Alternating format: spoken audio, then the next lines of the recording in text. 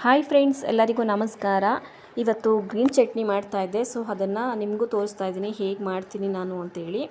So green chutney ಮಾಡೋದಕ್ಕೆ ಏನೇನು ಬೇಕೋ ಎಲ್ಲನೂ ರೆಡಿ ಮಾಡಿ ಇಟ್ಕೊಂಡಿದ್ದೀನಿ. ಈ ಗ್ರೀನ್ ಚಟ್ನಿನ ನಾವು ಮಲ್ಟಿಪರ್ಪಸ್ ಆಗಿ ಯೂಸ್ ಮಾಡ್ಬೋದು. ಫಸ್ಟಿಗೆ ನಾನು ಹಸಿಮೆಣ್ಸಿಕಾಯನ್ನೆಲ್ಲ ತೊಳೆದು ನೀಟಾಗಿ ಕಟ್ ಮಾಡಿ ಇಟ್ಕೊಂಡಿದ್ದೀನಿ. ಮತ್ತು ಫ್ರೆಶ್ ಹಸಿಮೆಣ್ಸಿಕಾಯಿ ತೊಗೊಂಡಿದ್ದೀನಿ. ಆಮೇಲೆ ಬೆಳ್ಳುಳ್ಳಿನ ಸಿಪ್ಪೆ ಎಲ್ಲ ಹಿಡಿದು ಇಟ್ಕೊಂಡಿದ್ದೀನಿ. ಸ್ವಲ್ಪ ಪುದೀನ ಸೊಪ್ಪು ತೊಗೊಂಡಿದ್ದೀನಿ. ಮತ್ತು ಕೊತ್ತಂಬರಿ ಸೊಪ್ಪು ಸ್ವಲ್ಪ ತೊಗೊಂಡಿದ್ದೀನಿ. ಇದಾದಮೇಲೆ ಇದಕ್ಕೆ ಮೇಯ್ನಾಗಿ ಜೀರಿಗೆ ಬೇಕು. ಸೊ ಜೀರಿಗೆ ಹಾಕೋಬೇಕು. ಈಗ ಫಸ್ಟಿಗೆ ನಾವು ಒಂದು ಕಡಾಯಿನ ಅಂದರೆ ಬಾಣಲಿನ ಇಟ್ಕೊಂಡು ಇದನ್ನು ನಾನು ಚೆನ್ನಾಗಿ ರೋಸ್ಟ್ ಮಾಡ್ಕೋತೀನಿ. ರೋಸ್ಟ್ ಮಾಡದೆ ಕೂಡ ಹಾಗೆ ಮಾಡ್ಬೋದು, ಬಟ್ ರೋಸ್ಟ್ ಮಾಡಿದ್ರೆ ಎಣ್ಣೆಯಲ್ಲಿ ಫ್ರೈ ಮಾಡಿದ್ರೆ ಟೇಸ್ಟ್ ಇನ್ನೂ ಚೆನ್ನಾಗಿರುತ್ತೆ ಅಂತೇಳಿ ನಾನು ಎಣ್ಣೆಯಲ್ಲಿ ಫ್ರೈ ಮಾಡಿ ರುಬ್ಬಿ ಇಟ್ಕೋತೀನಿ. ಈಗ ಮೆಣಸಿಕಾಯನ್ನೆಲ್ಲ ಉಂಡುಂಡೆನೇ ಹಾಕಿದ್ರೆ ಸಿಡಿದು ಬಿಡುತ್ತೆ ಎಣ್ಣೆಯಲ್ಲಿ ಫ್ರೈ ಆಗಬೇಕಾದ್ರೆ. ಸೊ ಹಾಗಾಗಿ ನಾನು ಕಟ್ ಮಾಡಿ ತೊಗೊಂಡಿದ್ದೀನಿ. ಆಮೇಲೆ ಬೆಳ್ಳುಳ್ಳಿ ಮತ್ತು ಹಸಿಮೆಣಸಿಕಾಯಿ ಎರಡನ್ನೂ ಒಟ್ಟಿಗೆ ಹಾಕ್ಕೊಂಡು ಎರಡು ಚೆನ್ನಾಗಿ ಅಂದರೆ ಒಂದು ಅಲ್ಲಲ್ಲಿ ರೋಸ್ಟ್ ಆಗಿದ್ದರೆ ಸಾಕು, ಆ ರೀತಿ ರೋಸ್ಟ್ ಮಾಡ್ಕೋಬೇಕು. ಒಂದು 5 ಮಿನಿಟ್ಸ್ ಆದರೆ ಸಾಕು. ಮೀಡಿಯಮ್ ಫ್ಲೇಮಲ್ಲಿ ಇಟ್ಕೊಂಡೆ ರೋಸ್ಟ್ ಮಾಡಿಕೊಂಡ್ರೆ ಆಗುತ್ತೆ, ಇಲ್ಲಾಂದರೆ ಘಾಟ್ ಬರುತ್ತೆ. ಸೊ ಈಗ ನೋಡಿ ಈ ರೀತಿ ರೋಸ್ಟ್ ಆಗಿದೆ. ಈ ರೀತಿ ರೋಸ್ಟ್ ಆದರೆ ಆಗುತ್ತೆ. ಜಾಸ್ತಿ ಏನು ರೋಸ್ಟ್ ಮಾಡ್ಕೋಬೇಕು ಅನ್ನೋದೇನಿರಲ್ಲ.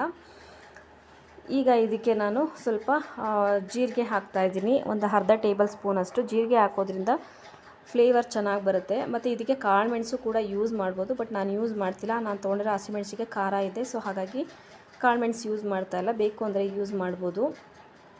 ಇದನ್ನು ಸ್ವಲ್ಪ ಹಾಕ್ಬಿಟ್ಟು ಒಂದು 5 ಸೆಕೆಂಡಷ್ಟು ರೋಸ್ಟ್ ಮಾಡಿಕೊಂಡ್ರೆ ಸಾಕು ಜೀರಿಗೆನ.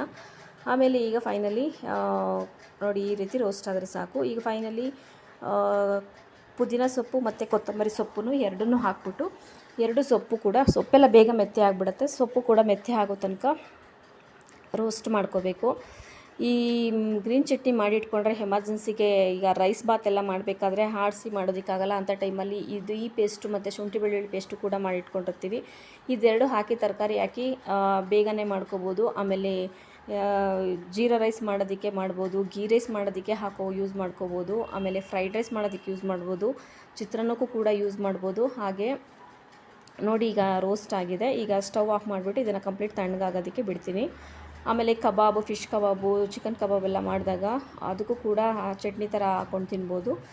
ಬಜ್ಜಿ ಮಾಡಿದಾಗಲೂ ಕೂಡ ತಿನ್ಬೋದು. ಹಾಗಾಗಿ ಇದನ್ನು ಒಂದು ಡಬ್ಬಿಗೆ ಮಾಡಿ ಇಟ್ಕೊಂಡ್ಬಿಡ್ತೀನಿ. ಈಗ ಕಂಪ್ಲೀಟ್ ತಣ್ಣಗಾಗಿದೆ. ಈಗ ಇದನ್ನು ಒಂದು ಜಾರ್ಗೆ ಹಾಕ್ಕೊಂಡು ಸ್ವಲ್ಪ ಉಪ್ಪು ಹಾಕ್ಕೊಂಡು ನೀರು ಹಾಕ್ಕೊಂಡು ರುಬ್ಬಿ ಒಂದು ಕಂಟೈನರ್ಗೆ ಹಾಕಿ ಇಟ್ಕೊಂಡ್ರೆ ಆಗುತ್ತೆ.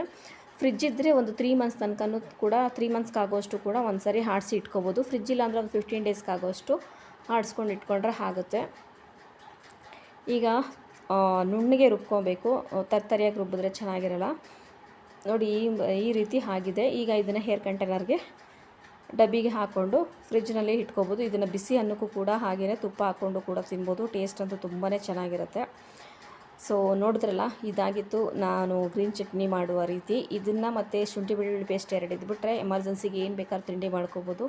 ತುಂಬಾ ಟೇಸ್ಟ್ ಅಂತೂ ತುಂಬಾ ಚೆನ್ನಾಗಿರುತ್ತೆ. ನೀವು ಕೂಡ ನಿಮ್ಮ ಮನೇಲಿ ಈ ಗ್ರೀನ್ ಚಟ್ನಿನ ರೆಡಿ ಮಾಡಿ ಇಟ್ಕೊಳ್ಳಿ. ಮಲ್ಟಿಪರ್ಪಸ್ ಆಗಿ ಎಮರ್ಜೆನ್ಸಿಗೆ ಯೂಸ್ ಮಾಡ್ಕೋಬೋದು. ಹಸಿಮೆಣ್ಸಿಕಾಯಿ ಆರೋಗ್ಯಕ್ಕೆ ಒಳ್ಳೆಯದಲ್ಲ ಗೊತ್ತಿದೆ, ಬಟ್ ಆವಾಗ ನಾವು ಬಾತ್ಗೆಲ್ಲ ಹಸಿಮೆಣ್ಸಿಕಾಯಿ ಹಾಕಿ ಆಡಿಸೇ ಮಾಡೋದು. ಸೊ ಹಾಗಾಗಿ ಈ ಥರ ರೆಡಿ ಮಾಡಿ ಇಟ್ಕೊಂಡೆ ಎಮರ್ಜೆನ್ಸಿಗೆ ಬೇಗನೆ ಮಾಡ್ಬೋದು. ಹಾಗಾಗಿ ನಾನು ಇದನ್ನು ತಯಾರು ಮಾಡಿ ಇಟ್ಕೋತೀನಿ. ಸೊ ವಿಡಿಯೋನ ಇಲ್ಲಿಗೆ ಎಂಡ್ ಮಾಡ್ತಾ ಇದ್ದೀನಿ. ಈ ರೆಸಿಪಿ ನಿಮಗೂ ಇಷ್ಟ ಆದರೆ ಲೈಕು ಮತ್ತು ಕಮೆಂಟ್ ಮಾಡಿ. Thank you for watching. Take care and bye.